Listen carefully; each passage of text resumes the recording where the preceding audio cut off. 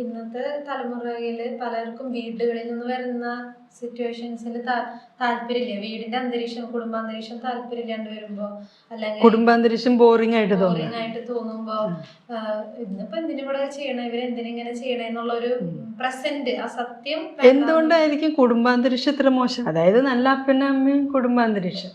ചിലപ്പോൾ കുടുംബത്തിൽ ഇങ്ങനെ പറയണ്ട, ഇത് ചെയ്യ്, കുറേ ഉപദേശങ്ങൾ, നല്ലത് ചെയ്യ്, ഇന്ന നിയമം, ഇന്ന റൂളുകൾ, ഇന്ന സുഹൃതം, ഇന്ന പുണ്യം ചെയ്യേ, അല്ലേ? അപ്പം അത് ബോറിംഗ് ആവണം, അല്ലേ? എന്തുകൊണ്ടാണ് നല്ല കാര്യങ്ങൾ ബോറിങ്ങും നല്ലതല്ലാത്ത കാര്യങ്ങൾ ഇൻട്രസ്റ്റിംഗ് ആയിട്ട് മാറണേ എന്നുള്ളതാണ് അടുത്തൊരു ലെവല്. ഈ തിന്മയ്ക്ക് ഒരു സുഖമുണ്ട്, ഒരു ടെമ്പററി പ്ലഷർ. ഇപ്പൊ ഒരിത്തിരി സിനിമ കാണുമ്പോ, ഒരിത്തിരി മോശം സിനിമ കാണുമ്പോ കിട്ടുന്ന ഒരു പ്ലഷർ ഉണ്ട്, ആ സമയത്തെ പ്ലഷർ. കണ്ണിന് അല്ലെങ്കിൽ നമ്മുടെ ശരീരത്തിന് കിട്ടുന്ന ഒരു പ്ലഷർ. ഓക്കെ, എന്തോ സംതിങ് കുറച്ച് നേരത്തേക്ക്, കുറച്ച് നിമിഷങ്ങളിലേക്ക് ഒരു സുഖം, ഒരു ലൗകിക അല്ലെങ്കിൽ ജഡികമായിട്ടുള്ള സുഖം. ഓക്കെ, അപ്പൊ ഈ നല്ല കാര്യങ്ങൾ എന്തത്ര ബോറിങ്?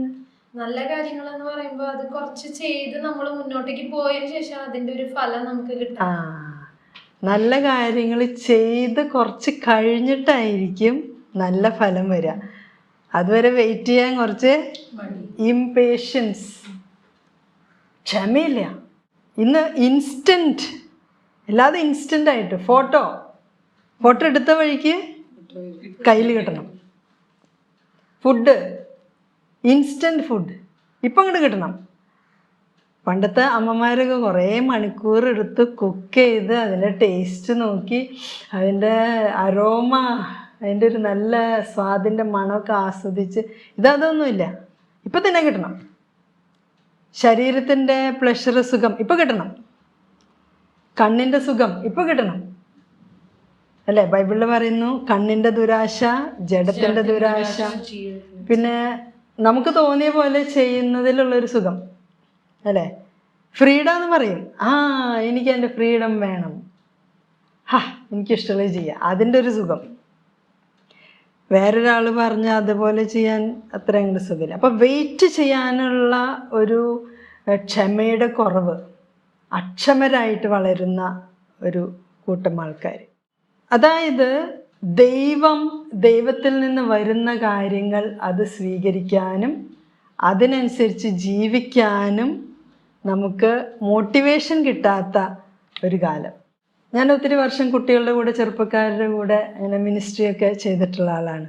അപ്പോൾ അവർ പറയണേ, ഇവരൊക്കെ ഉപദേശിക്കാന്നല്ലാതെ മാതൃക കാണിക്കുന്നില്ല. അവർക്ക് തോന്നിയ പോലെ ചെയ്യാൻ, എന്നിട്ട് ഞങ്ങളോട് ഇങ്ങനെ ചെയ്യാൻ പറയാം. അപ്പോൾ അതും ഒരു ഫാക്ടറാണ്.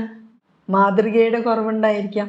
ഒരാൾ ഇത്രയും നാൾ നല്ല ജീവിതം ജീവിച്ചതിൻ്റെ ഫലം ഇത്ര നല്ലതാണെന്ന് കാണുമ്പോൾ അതൊരു മോട്ടിവേഷൻ ഉണ്ടാവാം.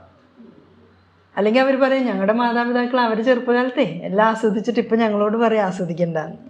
അങ്ങനെയുണ്ട്. മാതാപിതാക്കളെ കുറ്റപ്പെടുത്തണ്ട, ചെറുപ്പക്കാരെ കുറ്റപ്പെടുത്തണ്ട. ഇതിൻ്റെ ശരിക്കുള്ള കാരണം എന്താണെന്ന് നമ്മളിന്ന് ഡിസ്കസ് ചെയ്യാം. അവർ തെറ്റാണ്, ഇവർ ശരിയാണ്, ഞാൻ ശരി, അവൻ തെറ്റ്, അവൾ തെറ്റ്, അങ്ങനെ പറഞ്ഞുകൊണ്ട് സൊല്യൂഷനായോ? ഇതിൻ്റെ റൂട്ട് കോസ് എന്താണ് നമുക്ക് കാണാം. റൂട്ട് കോസ്, മൂല കാരണം എന്താണ്? ബൈബിൾ എന്താണ് പറയുന്നത്? എഫെസോസ് 4-ാം അധ്യായം 18-19 തിരുവാക്യങ്ങൾ. എഫെസോസ് 4:18-19. അതിൽ 19-ാമത്തെ തിരുവാക്യത്തിൽ ലാസ്റ്റ് സെൻറ്റൻസ് ആണ് നമ്മൾ നേരത്തെ കേട്ടത്. എല്ലാത്തരം അശുദ്ധികളിലും ആവേശത്തോടെ മുഴുകി. എന്നിട്ട് അതിന് കാരണം ആണ് അതിന് തൊട്ട് മുമ്പ് പറയുന്നത്. 18-ാം തിരുവാക്യം വായിച്ചോ. ഹൃദയ കാഠിന്യം നിമിത്തം അജ്ഞത ബാധിച്ച അവർ ബുദ്ധിയിൽ അന്ധകാരം നിറഞ്ഞ് ദൈവത്തിന്റെ ജീവനിൽ നിന്ന് അകറ്റപ്പെട്ടിരിക്കുന്നു. ഓക്കെ. അവർ മനസ്സു മരവിച്ച് ഭോഗാസക്തിക്ക് തങ്ങളെ തന്നെ സമർപ്പിച്ചു. എല്ലാതരം അശുദ്ധികളിലും ആവേശത്തോടെ മുഴുകി. കാരണം എന്താ? ഹൃദയ കാഠിന്യം നിമിത്തം അജ്ഞത ബാധിച്ച അവർ. ഒന്നാമത്തെ കാരണം അജ്ഞത ബാധിച്ചു. ഒരു സൈഡിൽ നമ്മൾ പറയും എനിക്കെല്ലാം അറിയാം,